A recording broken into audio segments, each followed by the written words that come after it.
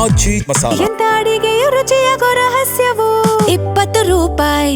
ವಿಜಯನಗರ ಜಿಲ್ಲೆಯಲ್ಲಿ ವರುಣಾರ್ಭಟ ಜೋರಾಗಿರೋದ್ರಿಂದ ಸಾಕಷ್ಟು ಅವಾಂತರಗಳು ಸೃಷ್ಟಿಯಾಗಿದೆ ಅನ್ನೋದ್ರ ಬಗ್ಗೆ ಡೀಟೇಲ್ಸ್ ಸದ್ಯ ಸಿಗ್ತಾ ಇದೆ.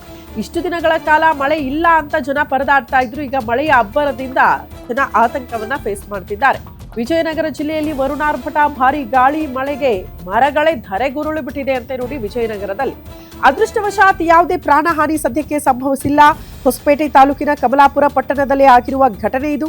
ನಾಡ ಕಚೇರಿಯ ಆವರಣದಲ್ಲಿದ್ದ ಮರ ಕೂಡ ದರಶಾಹಿ ಆಗೋಗಿದೆ ಅಂತೆ. ವಾರದ ಸಂತೆ ನಡುವೆ ಕೂಡ ಜಾಗದಲ್ಲಿ ಮರ ಬಿದ್ದಿರೋದ್ರಿಂದ ಅವಾಂತರ ಸೃಷ್ಟಿಯಾಗಿದೆ. ಲೈಟ್ ಕಂಬಗಳು ಕೂಡ ಧರೆಗುರುಳಿ ಸಾಕಷ್ಟು ಅವಾಂತರಗಳು ವಿಜಯನಗರದಾದ್ಯಂತ ಸೃಷ್ಟಿಯಾಗಿದೆ ಅನ್ನೋದ್ರ ಬಗ್ಗೆ ಡೀಟೇಲ್ಸ್ ಸದ್ಯ ಸಿಗ್ತಾ ಇದೆ. ಜನಜಂಗುಳಿ ಇರುವ ಪ್ರದೇಶ, ವಾರದ ಸಂತೆ ಆಗುವಂತಹ ಜಾಗ, ಅಲ್ಲೂ ಕೂಡ ಮರ ಬಿದ್ದಿರೋದ್ರಿಂದ ಸಾಕಷ್ಟು ಅವಾಂತರ ಆಗಿ ಜನ ಹೋಗೋದಕ್ಕಾಗ್ತಾ ಇಲ್ಲ. ಎನಿವೆ, ಮಳೆಯ ಮಧ್ಯದಲ್ಲಿ ಸಂತೆ ಮಾಡೋಕ್ಕಾಗತ್ತಾ ನೀವು?